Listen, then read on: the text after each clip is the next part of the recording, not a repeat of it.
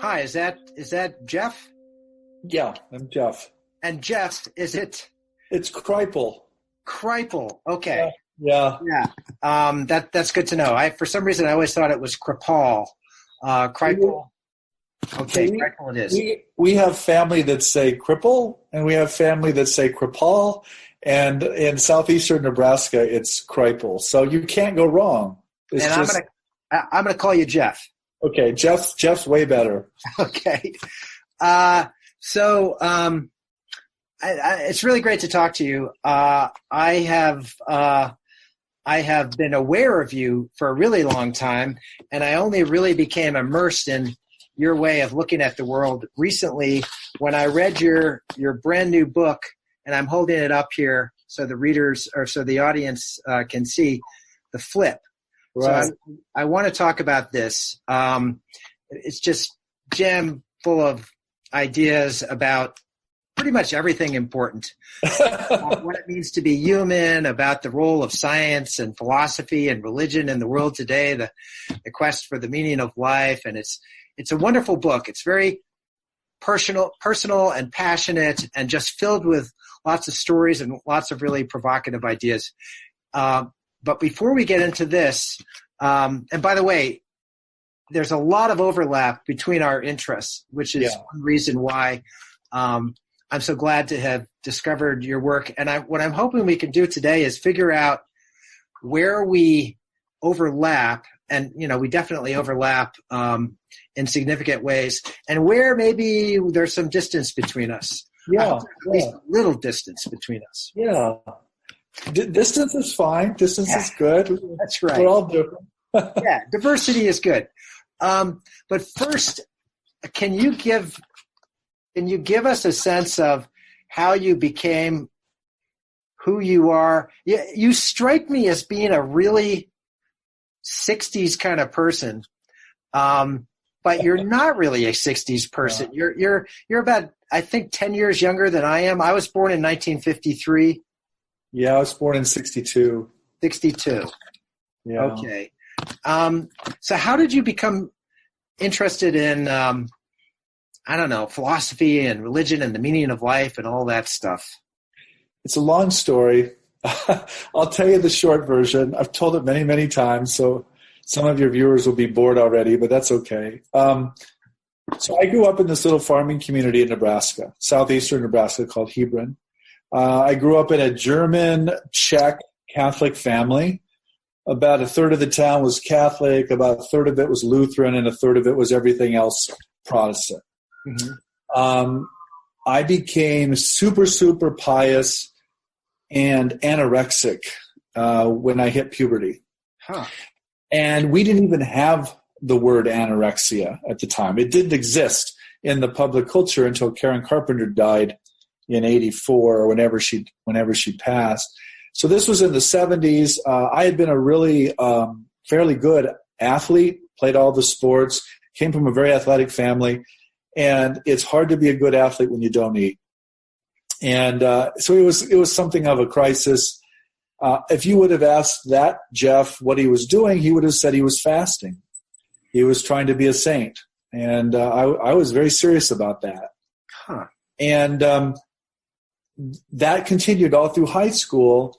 And I ended up at a monastic seminary in Missouri, really pursuing the monastic life and continuing to fast. And the monks got very concerned about me physically. And they put me into psychoanalysis, and it was an eye-opener. I mean, it just opened me up to, really the unconscious dynamics behind a lot of religious behavior, including my own. And it cured me of the anorexia. I basically didn't eat much for about 7 years, and through this psychoanalysis, it was just like, somebody turning a dial in my body's metabolism, and I was basically starving to death. And once I figured out what was going on, and it all had to do with sexuality and the repression of that and how that fit into celibacy and sanctity and the whole thing. There's a whole elaborate story there we could get into, but don't need to. I just started to eat and didn't stop, and kind of became healthy and alive again. And because of that, though, that experience, and also being in a seminary in which most of the guys were gay in some sort of repressed or implicit way. This is in the early 80s, John. So this is like totally verboten, totally off the charts in terms of what you could say. But I was so struck by the anorexia, by the psychoanalysis, and by the implicit homoeroticism of the community in a kind of sublimated way that I just got fascinated by religion. And I was like, how is this that Catholicism in this case says one thing on the outside, but on the inside it's the exact opposite. It looks nothing like it sounds on the outside. And I was just so kind of blown away by that. And so the psychoanalysis did not just cure me of my anorexia, it cured me of my holiness. And I would have been so thrilled to hear that. Yeah. So I just have to stop you for a second. Just a few days ago, I'm not sure when this show is going to air, but it's May 6th today. On May 3rd, I was at a conference at NYU on whether Freud is still relevant to neuroscience. And it was, they had two Freud bashers there and two defenders of Freud. And, of course, the bashers think that Freud is a fraud and totally useless. And I think this is probably a majority view nowadays. Yeah. So it's a little bit of synchronicity that here you are talking about psychoanalysis curing you. Yeah. I mean, what we know about psychotherapy is, a lot of techniques could cure you, or not. It may not have to do much with the method, but certainly in this case, Freud had so much to say about sexuality and religion that it just threw open the doors for me. Not just psychotherapeutically, but intellectually. It was just a revelation, and so I pursued that. I went to graduate school and really studied male sexuality and mystical literature for about 20 years, and wrote 3 books really on that topic, and basically got run out of India for it, among other things. And India was my first intellectual love, and what I was trained to do linguistically. I had spent over a decade learning Indian languages and the culture. And when my first book was, essentially became the focus of the band movements there, I had to reinvent myself. And Michael Murphy happened to call me up in 1998, all enthused about the same book that was being banned. And Mike helped co-found the Esalen Institute out in Big Sur, California, which has had this long interest in science and mysticism and psychedelics and everything else. And so he invited me out there in 98, and I went, and this was at the very nadir of the assaults on my character and my scholarship. And over the next couple of years, I realized that A, I could never go back to India, and B, I needed another intellectual path. And I thought, studying this countercultural community essentially out in California that had embraced all kinds of aspects of Hindu and Buddhist thinking, but not others, would be a really interesting thing to do, but also, frankly, a safe thing to do. They were not going to be upset with me if I started to talk about sexuality and religion. Quite the contrary, they were always telling me stories I couldn't put in print.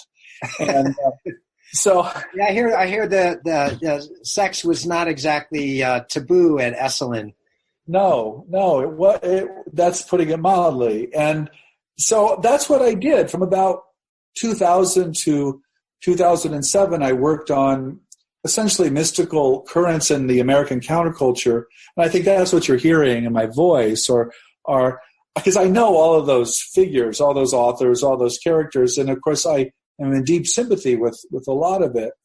But when I was doing the Esalen project, it was basically an ethnographic project, and I kept running into people who were telling me stories that I just thought were crazy and impossible. And yet I knew these people, and I knew they were being honest with me. They were telling it like it was. Yeah.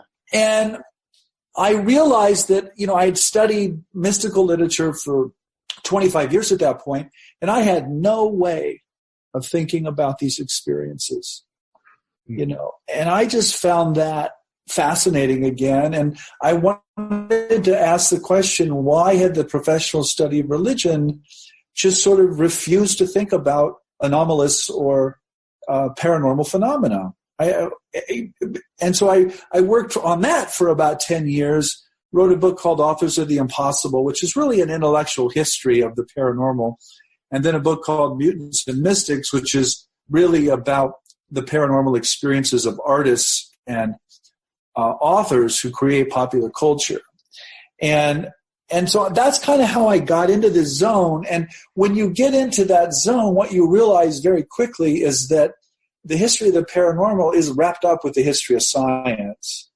Whether the scientists want to admit that or not, it is. It's all one thing.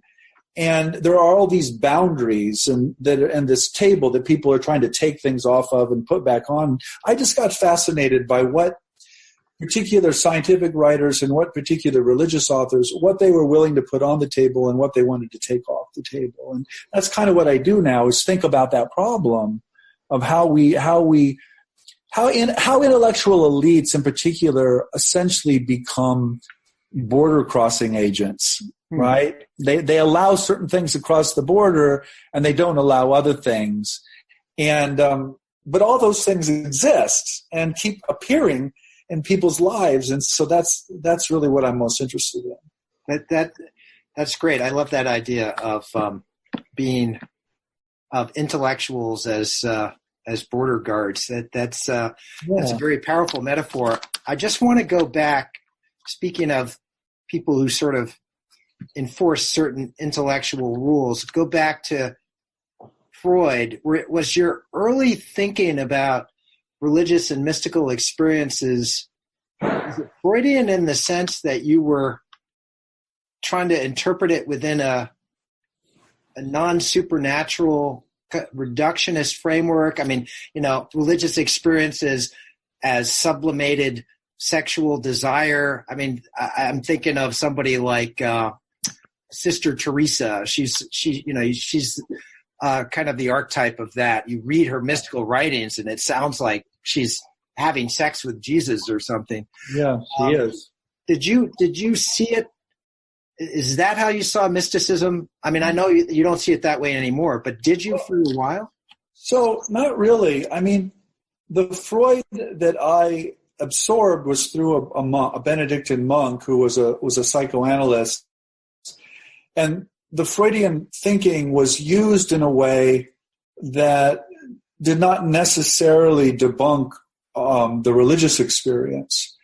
And all of my early work actually was on Indian Tantra. And the problem or the question was, are these sexual religious experiences like Teresa of Avila's bridal mysticism, are these simply sexual experiences being sublimated into some kind of other emotional plane, or is there something cosmic or religious about human sexuality itself, and that celibacy and shame and marginalized sexual orientations are much more likely to realize that, because those people are not going to be able to express their sexuality in healthy social ways. So they're going to sublimate and realize their sexualities in alternative and often metaphysical or religious ways. So no, I wasn't actually reductive, is essentially what you're asking. Yeah. I thought Freud was just spot on about all kinds of things, but I never felt like I had to follow him metaphysically. I still don't, actually. I still think you can use anybody you want without signing your name to everything they thought and wrote. I mean, that's kind of silly. So I just found Freud so helpful for things like, why in all the major monotheisms is the model of faith a father's willingness to kill his own son? That's a Freudian question. Yeah. But it's also central to the monotheisms. You can't get around that. And why are there no women in the priesthood? That again is not just a historical question. I think it's a profound Freudian question, and it has to do with male sexual orientation and all sorts of things. So Freud just helped me think with him and helped me answer the questions that I wanted to ask, but I never felt bound to his particular borders. And of course, he had serious borders. Yeah, the oceanic experience, as I recall, as just this desire to crawl back into the womb and to feel the oneness of being within your mother or something like that. Yeah, I mean, the thing about Freud that people don't understand, though, is so I have a colleague here at Rice named Bill Parsons, and he wrote his first book on Freud and the oceanic feeling. And it turns out if you dig into that story, the story is really this heartwarming story about Freud's relationship to Romain Rolland, who was this great French writer and wild spiritual seeker / mystic, who had left Catholicism but was completely convinced that the mystical experience was somehow at the root of all of this. And Freud loved Rolland. He just adored him. And he honored and respected Roland's mysticism, but he just said, I don't have the ears to hear it. I'm just deaf to that music.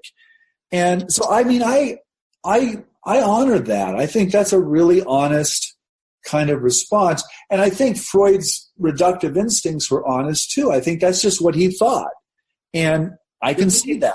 You're making Freud sound more humble than he is generally considered to be. Yeah, I know. I like Freud. What can I say? I like Freud too. and so do some people across the river over at New York University.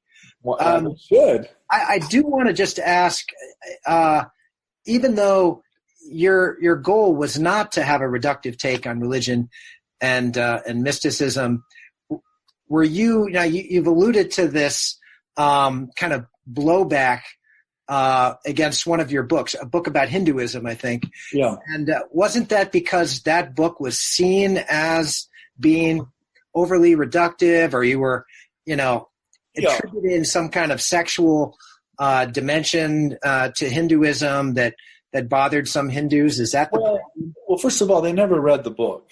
Okay. If they would have read the book, it's actually not a reductive book. But what bothered them so much about it was my thesis that their saint, named Ramakrishna, was essentially homoerotically inclined, and that he would go into ecstasy, in contexts where he was looking or interacting with a young male disciple. So it was very much a kind of Platonic eros, not in the sense of which that expression is abused and misused in public speech, but eros as it was really intended in Plato's dialogues. In other words, a homosexual love of a young male that sends one into an ecstatic state or a religious experience. And that's precisely what you see in that particular saint. And so that was a big problem. And the fact that I was a Westerner and white made it also essentially a kind of colonial thing for them. They experienced it as another white Westerner telling them about their own religion, which which I am white and I am Western, and I was telling them something about their own religion, so that was all true. But there certainly weren't any colonial or imperial intentions in the work. But it just got kind of, the India in the mid-1990s was very much like America post-Trump. Yeah, the nationalists and the fundamentalists had just come into power, and any intellectual that was perceived to be, against that or was advancing a story that undermined that was potentially targeted. Yeah, and it turned out I was the first American scholar of religion to be targeted in that way by these nationalists who had just come into power, but there were dozens of them afterwards. There's a whole line of targeting and censoring and maligning not just Western scholars, but Indian scholars of Hinduism as well. Anybody who doesn't, carry the party line. So it's, what's new? Yeah. That's kind of the story of intellectuals throughout most of history. So I want to, you were talking about the paranormal before. I think that was the term you used. So let's go back to that. And of course, that's going to be leading up to the trip. The flip. That's the trip too. Yeah, I know. I keep thinking of it as the trip because it's a very trippy book. But can you explain what you mean by the paranormal? Give us some examples. Sure. So one of the jokes in the study of religion is that all the words we used are abused words. So myth, ritual, mysticism, they all have really bad histories, and they were essentially used to beat people up at some point in the past. And the paranormal has kind of been abused a lot in the last 40 or 50 years. But when it was coined in 1903 by a French lawyer and physician, it meant something really precise. Paranormal simply meant some kind of experience in the physical environment that corresponded perfectly to some subjective state, but that we didn't have a scientific model to explain yet. Right. It did not mean the supernatural. It meant what I call the supernatural, 2 words. It meant the natural world behaving in a way that was extraordinary, for sure, but was not supernatural. So the example I always give here is poltergeist phenomena. And this is actually what he was studying when he coined the word paranormal. They were looking at poltergeist phenomena, and what they were beginning to realize was that these were not angry ghosts or spirits in the room, that they generally happened around really, really troubled teenagers or really distressed family networks, that there was something really serious going on here, something of an emotional or sexual traumatic nature, and that in ways we don't understand, that these conflicts were manifesting as objects moving around or falling off the wall or catching into flames or something. So that's what they meant by the paranormal. They meant something that looks supernatural but actually is natural, but really is super, because we have no model for that. That doesn't make any sense either, given our models. And so when I talk about the paranormal, what I mean is something in the physical environment that is happening that anybody can see, but it corresponds in some eerie or impossible way with something going on in the mind of a particular subject or person. Right. And you have to have both of those. You have to have the physical and the mental thing happening at the same time for me to call it paranormal. You can't remove one of them. In other words, if I have a near-death experience and I come back and tell you about it, John, that's not paranormal. Huh. Because there's nothing physical. I mean, there's nothing physical about it. But if I come back and you're my doctor and I have a near-death experience and I tell you all about a conversation you had in the hallway, 200 feet down the hallway from where I was knocked out cold, that's paranormal.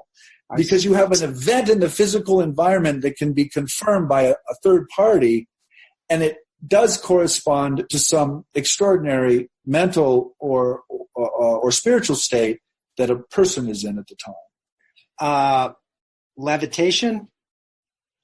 Well, so yeah, I mean, I've been lecturing on levitation. I love levitation. I love levitation because if it's true, anybody can see it, right? You can't argue it. If you look at cases of claimed levitation, St. Teresa of Avila, by the way, is one of them. Huh. Joseph of Cupertino is usually the most famous and the most cited. These instances usually happen in extreme emotional or spiritual states. People don't levitate for the hell of it. They tend to levitate in moments of extreme devotion, and it tends to happen to these individuals outside of their own control. They're not in control of it. They often find it terrifying or embarrassing, but it seems to be triggered by some kind of emotional or devotional state. Again, those are just patterns. And levitation is as far as you can get, right, on that spectrum of impossibility. I don't normally go there this early in a conversation because, I lose everyone. It's because I just read the guy who wrote that book about the flying monk sent it to me fairly recently. Michael Grosso. Yes, and I found it fascinating, actually, just because here was this case. This was what century was it? So Joseph, 1601 or something to like 1663 or something like that. And he was observed flying around by a lot of people. Thousands. And nobody ever questioned the levitation or the flight. What they questioned was what was going on, because a lot of them thought it was the devil. Yeah. And so that was the debate. Yeah. I'm just curious because you've just said you sort of sometimes wait until later in the conversation to get into levitation. Usually I never get into levitation. Well, okay. I guess because it's one of the more extreme examples of the paranormal that really sort of tests people's open-mindedness.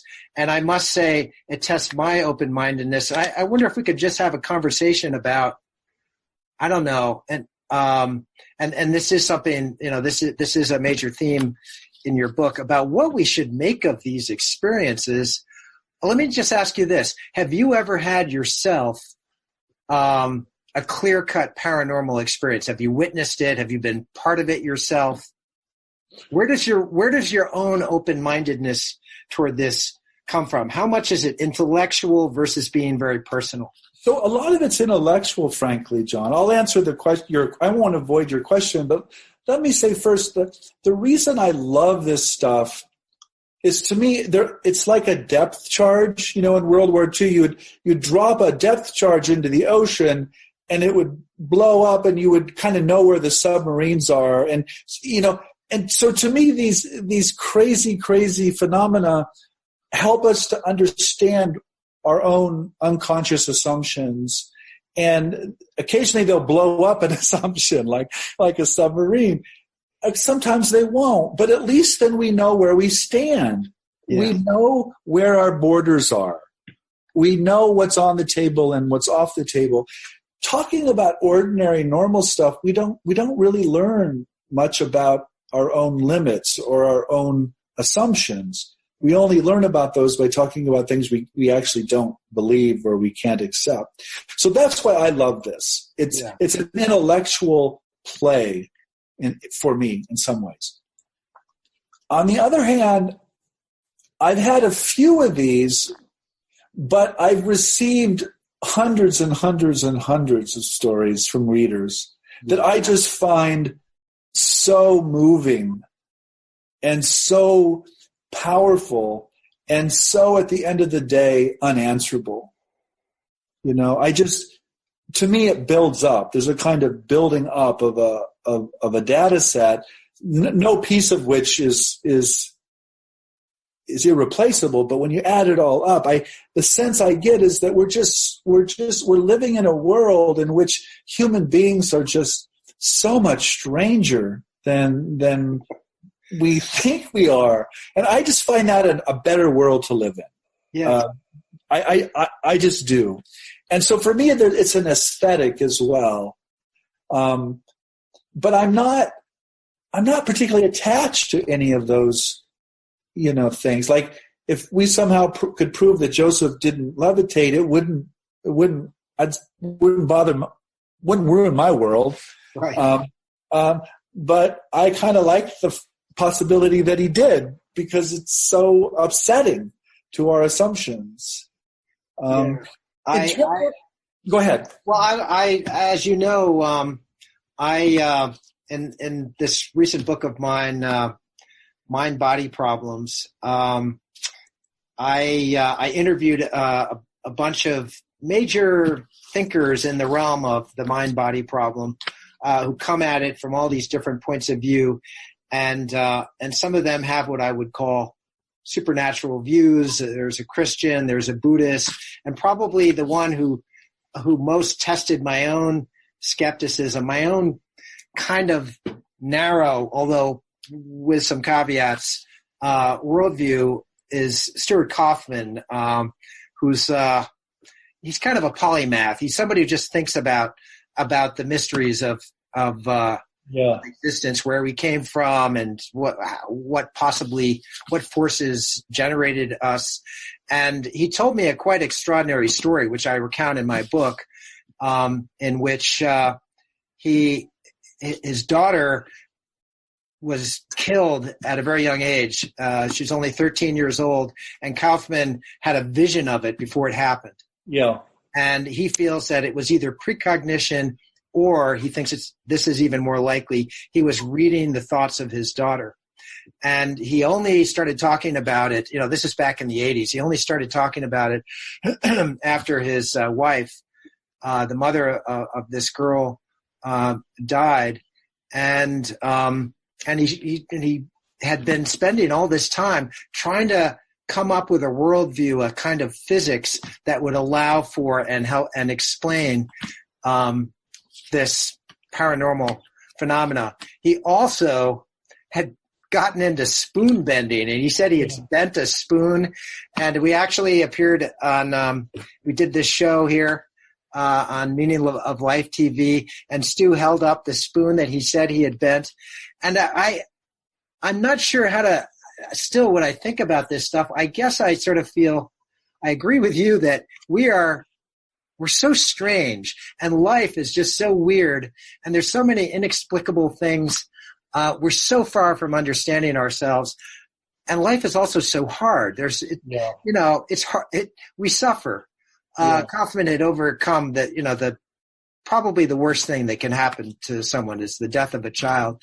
Yeah. And so I sort of feel like, okay. I honor that. I respect that. I'm not sure if I can say I believe it happened, but I'm trying to be more open-minded to experiences that I would call supernatural or paranormal or whatever you like. Is that in any way like your view, or are you a little bit closer to the belief in these things? Well, I'm not a scientist, John. So I'm not even interested in proving things with the scientific method. My job as a historian of religions is to listen or read people's religious experiences and take them all equally seriously. Yeah. So if Stuart Kaufman tells me that story, I have no philosophical or scientific reason to tell him that it didn't happen. Right. That to me is cruel for one thing, and philosophically suspect on another. I don't see how we can take some people's experiences off the table and put other people's experiences on. Yeah. And of course, this is why a lot of conventional scientists don't even like the category of experience. These are just anecdotes, right? And to me, that's kind of a cop-out. Because often if you look at these experiences in someone like Stuart's life, this is one of the most important things that ever happened to him. Yeah. His whole life. And you're going to call it an anecdote? Right. To me, that is philosophically wrong and morally wrong. Yeah. And I also am of the strong opinion that the most robust paranormal phenomena happen around trauma. They do not happen in happy, content lives, They happen around death. They happen around suicide. They happen around illness and danger and war and all of these really difficult things you're speaking about. And they often happen between loved ones, people who are deeply, deeply entangled emotionally, genetically, familially. And so I think these lie at the kind of core, of who we are and our relationships with one another, our communities, our families. And so for me, this is a deeply ethical thing as well. It's like, no, this is important. Yeah. So anyway, that's where I would go with that. That's beautifully said. I might sort of borrow some of that rhetoric the next time I'm trying to tell some of my atheist, materialist, reductionist friends to be a little more tolerant toward some of these other worldviews. All right, we should talk about the flip. By the way, before we do, I want to show you my wind chime. Okay.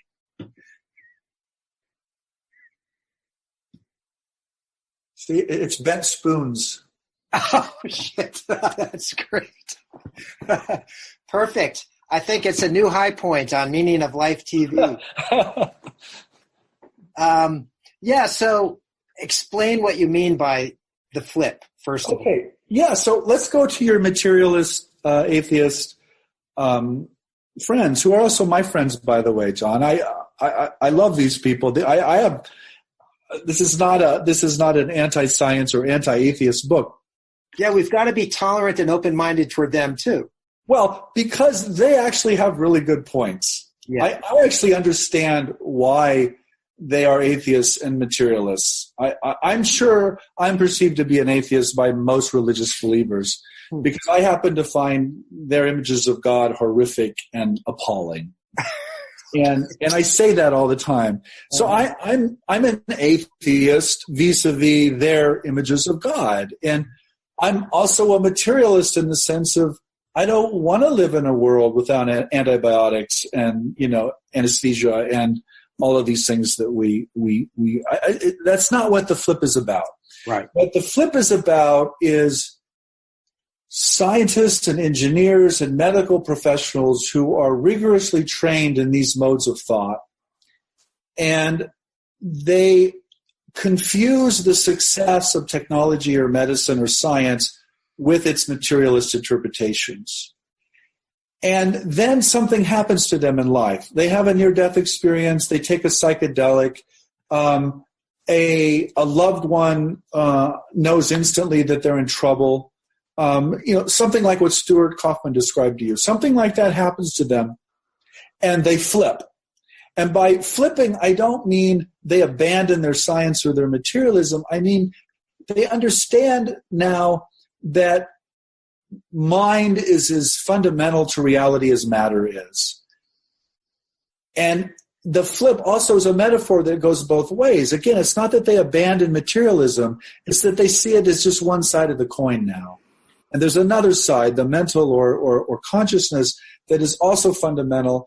And this completely changes them as people, but it doesn't change an iota their science or their technology or their medicine. It works just fine with this new metaphysical orientation. And so what I mean by the flip is not, no, you guys are wrong and I'm right. It's not it at all. It's, no, there's real relevance to this view, and the opposite side of the coin is relevant too. And we need to push towards some kind of future worldview or knowledge that can incorporate both sides of the coin.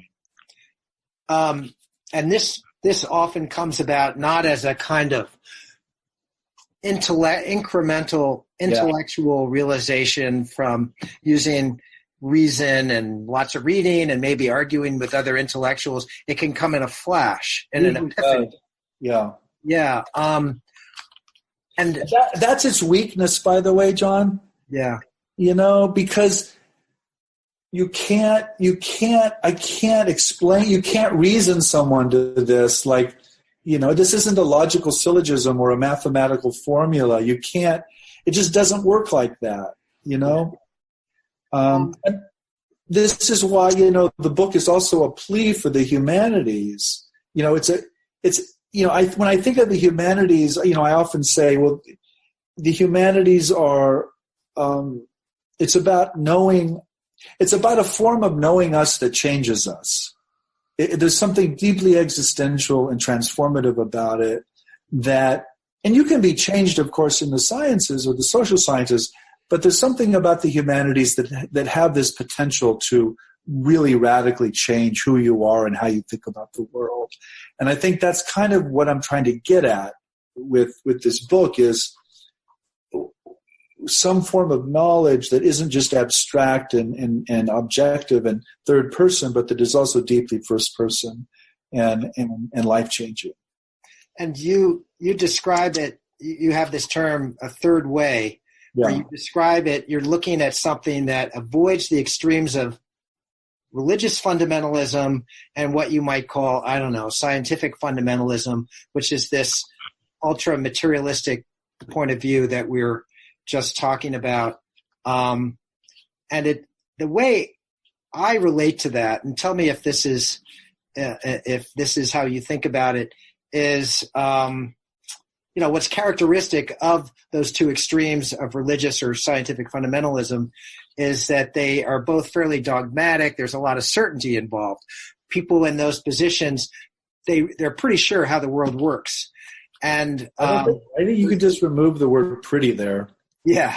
And there's this, and the way I'm looking at things increasingly, or maybe, I don't know, maybe I've always looked at things this way and I'm just accepting it more now, is that we don't really know what's going on. The more we know, the more we realize how little we know, especially about ourselves. It's quite extraordinary that in some ways we know more about the structure of the universe than we know what's going on inside our own skulls. Our identities are in constant flux. We're constantly trying to find ways to identify ourselves as matter or mind or genes or software programs. And all these descriptions are inadequate, actually. So you seem to be, my feeling is that there should be a lot more doubt in our conversations about who we are and what the purpose of life is. Is that close to what you're talking about with the third way?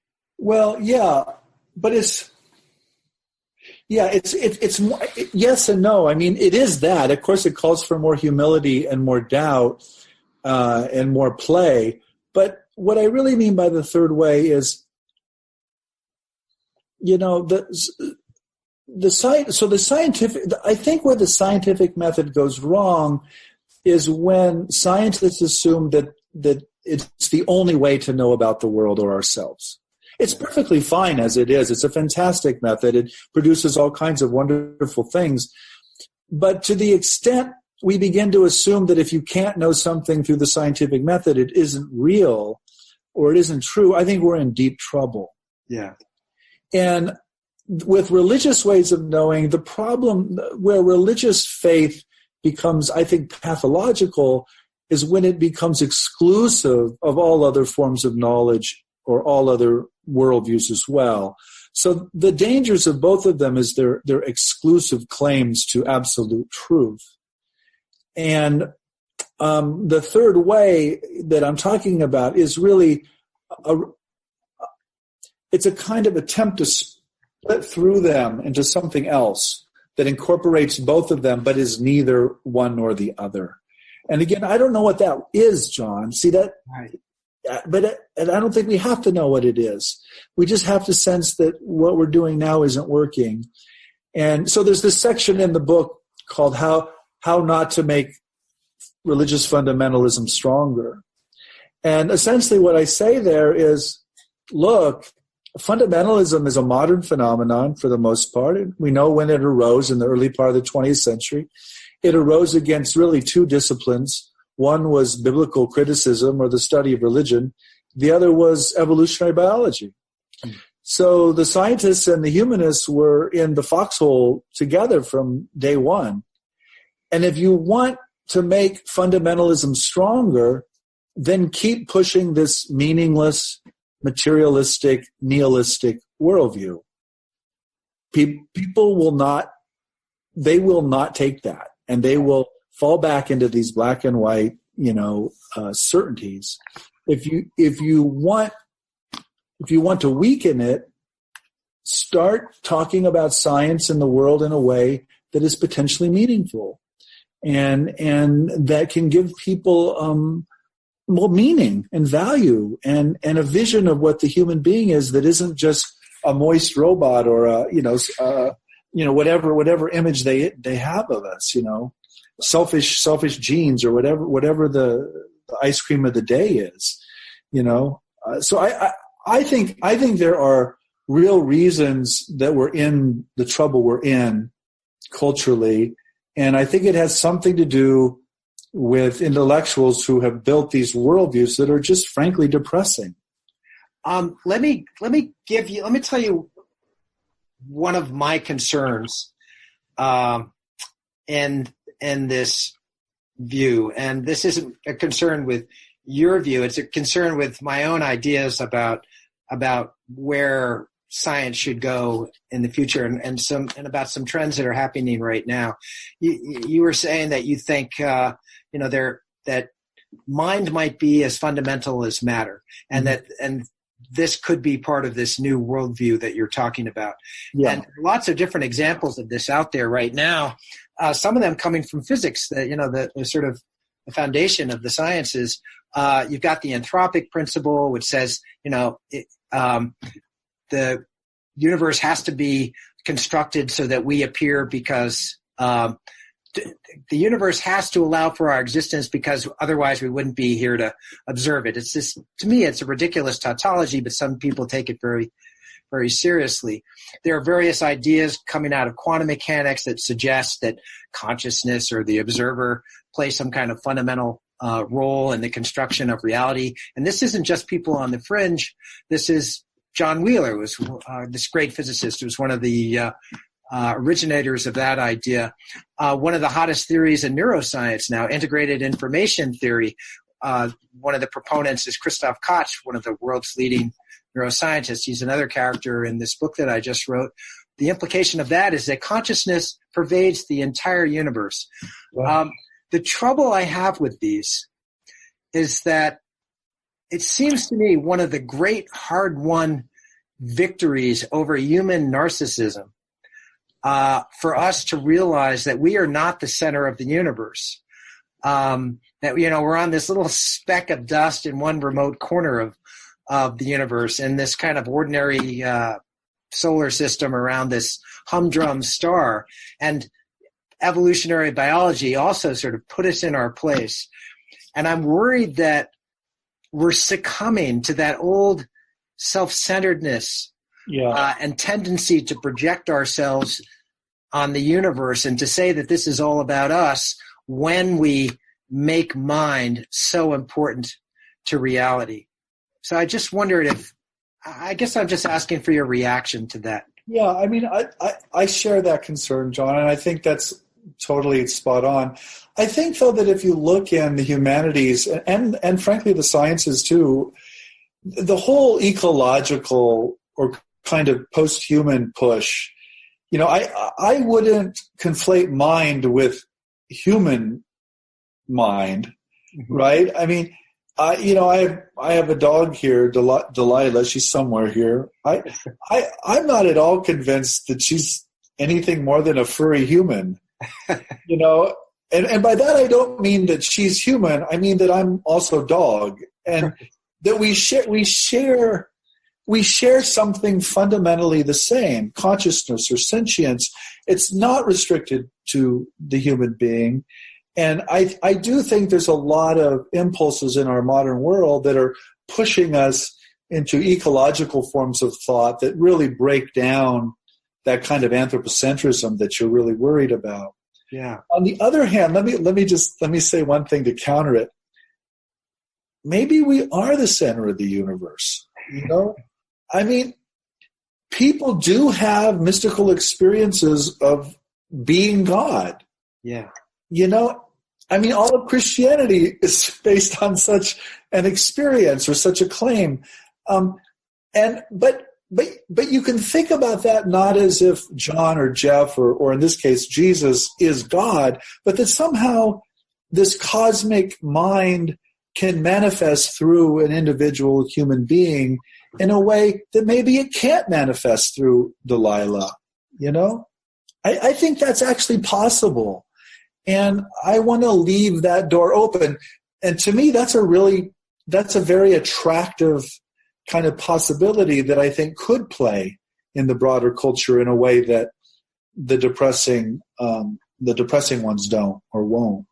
Well, yeah. So I am an old acid head, and that is, I've just given you my reasons for being a little suspicious of these, I don't know, mind-centric ideas about how the world works.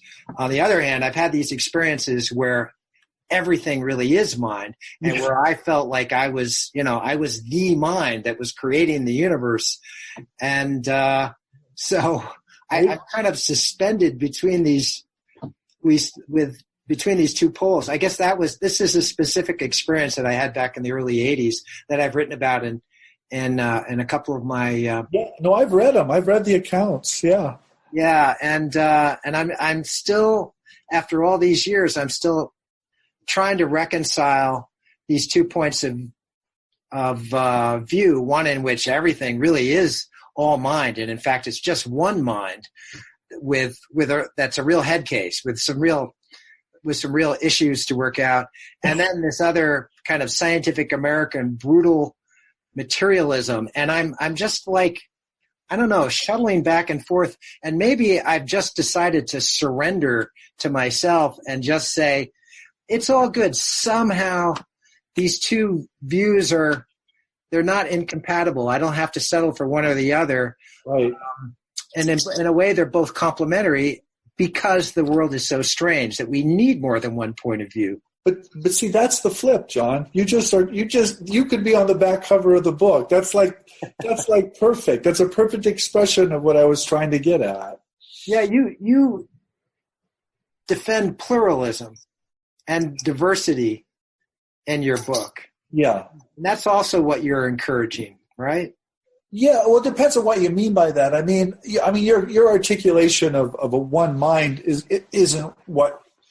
That's not what pluralism is poised against. Pluralism, just in the sense that humility and this awareness that everything we know and think and imagine is really a product of where we were born and who our families are and what language we're speaking, and it's all local. It's not absolute, And this is why when I walk into a classroom, I teach comparative religion, and it isn't to make anyone more religious. It's frankly to loosen them up, to say, look, there are really sophisticated, nuanced ways of being religious in completely opposite ways all around the world.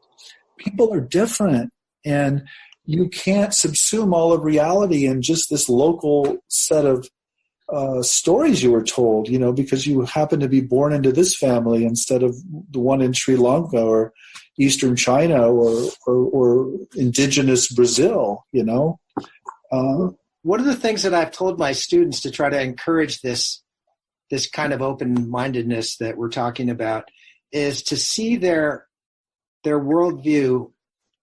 I'm not a total postmodernist. I think that science actually figures out some things. It discovers true things about the world. I think atoms are real, elements are real, genes are real. There are all sorts of problems with language, but we're discovering galaxies and other planets and all that. But when we look at ourselves, when we turn the science toward when we look in the mirror, then our ideas get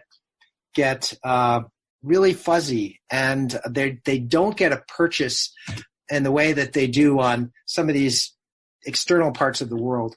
And it seems to me that what I've encouraged students to do is to think about their religious views or philosophical views, scientific views, as a matter of taste rather than truth, as a kind of aesthetic choice. Some people just glom on to hardcore scientific materialism because it makes sense, and in some odd way it might even be consoling to them. The thought that there is no life after death and no God, and it's just a bunch of atoms colliding at random. That's fine. It makes them feel good. Whereas for other people, that's a horrifying way of looking at the world. But it's sort of like the choice between, do you like one of Shakespeare's comedies? You think that's the greatest work of literature, or do you prefer one of the horrible tragedies? Or, do you like the Beatles versus Bob Dylan? I don't know. We feel passionately about these things, but it's to say that there is a correct, that Bob Dylan is definitely better, truer than, I don't know, than Emily Dickinson or something. It's just a category error. Yeah, I agree. And maybe when it comes to these ultimate worldviews, we should see them in the same way as we see art, novels, poems. And it's not just that. The way I put it in my own classes is you have to decide what novel or piece of science fiction you want to live inside. And sometimes the story you're living inside is going to hurt you. And you've got to be ready to decide whether you're going to stick with that story that's hurting you, or that you're going to jump out of that story and jump into another story. But you're always going to jump into another story. We don't have the option of not living in a story, even if it's the story of not having a story. That's still a story. Right. But I guess I'm really, since my time in the seminary with the issue of sexual orientation and the young people I work with almost every day at the university, I'm very aware that particular religious worldviews hurt people. Yeah. And I'm not a relativist or a postmodern, to use your language. Not even on a religious or a cultural level.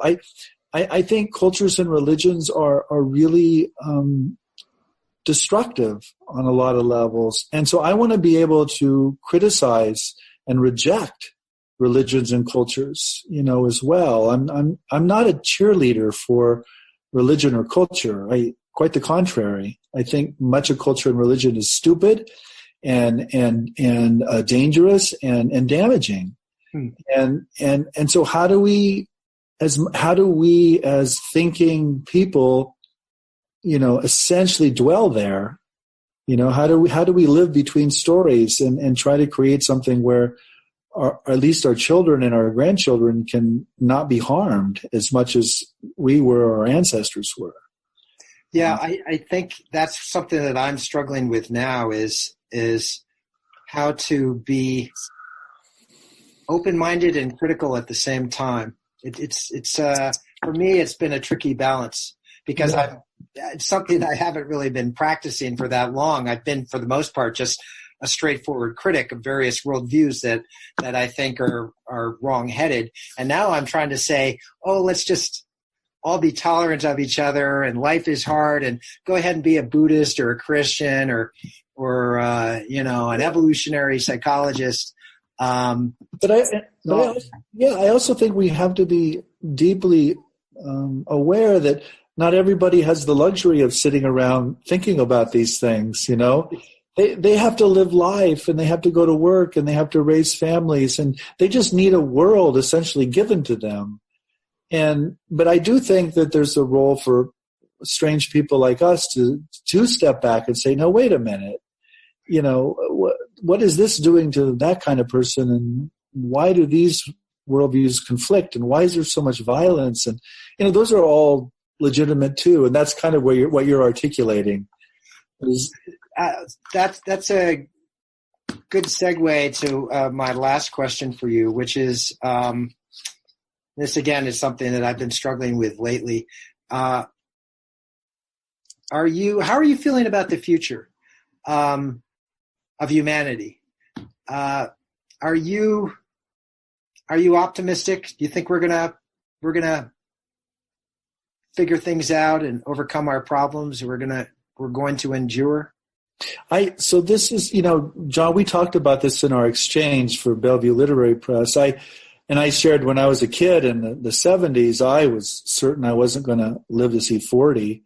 I mean, this was the very nadir of the nuclear arms race between the U.S. and the USSR. So I'm certainly more optimistic than I was then. This is where I think it's really a moral or an aesthetic choice. I think you have to choose to be optimistic or not. I think there are really good reasons to be extremely pessimistic. And I think there are also good reasons to be optimistic. And the irony is, I think the future largely hinges on whether we're optimistic or pessimistic. Yeah. I mean, that's the kind of paradox here is we really do create the future by our choices. And so I just choose to be optimistic. But it's not because I know the future is bright. It's because I really believe that if enough of us make that choice, the future will be brighter. I like that. We should end on that because that's a nice up note. I totally agree. I think that despair is these days. I know a lot of people who are in despair, and I don't really believe in sin, but I think of despair as kind of a sin. A giving up.